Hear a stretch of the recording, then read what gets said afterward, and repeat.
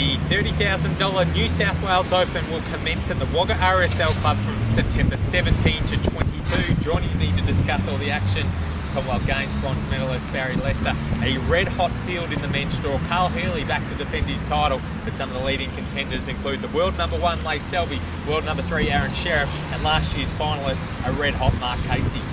Oh yeah, what better field could you ask for? Some really great Australian players there. I know Carl Healy would love to come back and defend his title. He had a great year last year at Wagga. He was very consistent, also winning the triples, so Carl will be the one to beat. Mark Casey coming off a great performance at the Queensland Open. He'll be trying to go back-to-back Grand Prix wins, so quality field. It'd be great for the community to get out and come and watch and see some of Australia's best players.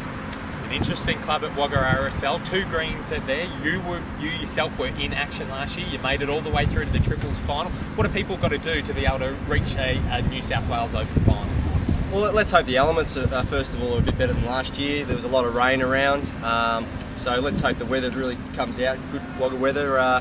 But I think you've just got to play a consistent game. Sets play can be difficult. You've got to back yourself on the draw and choose what times you want to play your weight game. So yeah, I think elements-wise, let's hope the weather's good. I'm sure the greens are great, like they were last year. But I think generally most of the better consistent draw players will come out on top. The Queensland Open is a good form guide. We can have a look at Mark Casey. He cleaned up the singles, also reached the pairs final. But there's a couple of other contenders that are lurking. The world number 1 Leif Selby and Nathan Rice, his partner in both the pairs and triples crowns at Ipswich.